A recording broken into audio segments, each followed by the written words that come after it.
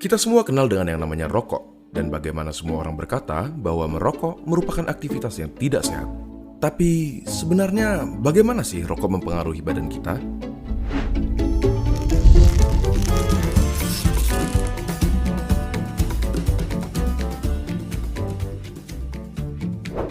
Coba kita mulai dengan komponen-komponennya.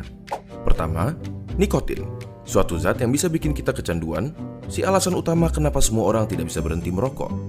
Bahkan, dia adalah alasan kenapa mereka yang berniat berhenti merasa tidak nyaman dan akhirnya ditarik kembali. Selain nikotin, ada sekitar 7.000 bahan kimia lainnya yang terlibat dalam proses membakar satu batang rokok, di mana diantaranya ada beberapa yang akan menjadi aktif dan dapat merusak badan kita.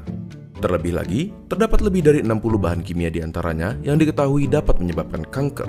Dari sini, kita dapat mengambil kesimpulan bahwa merokok dapat merusak berbagai macam organ tubuh kita dan secara umum menurunkan kondisi kesehatan. Komponen berikutnya adalah tar, suatu nama yang diberikan untuk partikel-partikel yang tergantung di dalam rokok. Partikel-partikel ini berisi zat-zat yang dapat menyebabkan kanker seperti karsinogen. Contohnya adalah metal seperti arsenik, kadmium, dan lain-lainnya. Tar itu lengket dan berwarna coklat.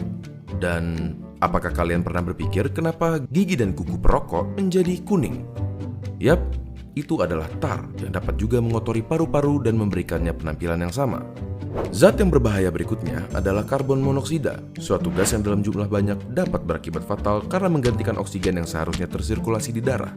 Gampangnya seperti ini. Di darah terdapat sel darah merah, dan di sel darah merah terdapat hemoglobin. Pada mereka yang tidak merokok, oksigen mengikat ke hemoglobin dan diantar ke seluruh tubuh. Tetapi, karbon monoksida dapat meningkatkan dirinya ke hemoglobin lebih mudah dari oksigen, dan akhirnya menggantikan oksigen.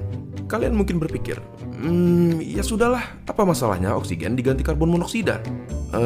Sangat bermasalah. Karbon monoksida membuat darah semakin kental, dan pada aktivitas seperti berlari yang membutuhkan banyak suplai oksigen, organ-organ penting seperti jantung, otak, dan lain-lain jadi kebagian sedikit sekali oksigen dan dapat berakibat fatal.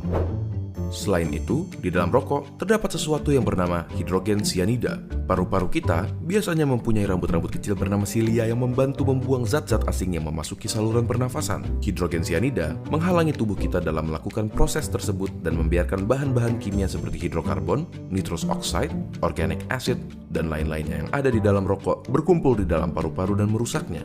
Tetapi, di balik kenyataan bahwa merokok merusak paru-paru, jantung, pembuluh darah, bahkan otak sampai dapat menyebabkan stroke, ada fakta menarik yang tidak semua orang tahu. Suatu penelitian menyatakan bahwa merokok mengurangi risiko penyakit yang bernama ulcerative colitis, suatu penyakit di usus. Tetapi, rokok meningkatkan kemungkinan terkena Crohn's disease, suatu penyakit di usus juga. Apakah bebas dari ulcerative colitis sepadan dengan risiko-risiko lainnya? Coba tanyakan pendapat teman-teman kalian yang merokok ataupun bebas dari rokok dengan membagikan video ini ke mereka. Apakah kalian akan terus melanjutkan merokok atau berhenti? Apakah kalian akan mulai merokok atau tetap menjauhkan diri dari rokok? Tulis pendapat kalian di kolom komentar di bawah. Terima kasih dan sampai ketemu di video berikutnya.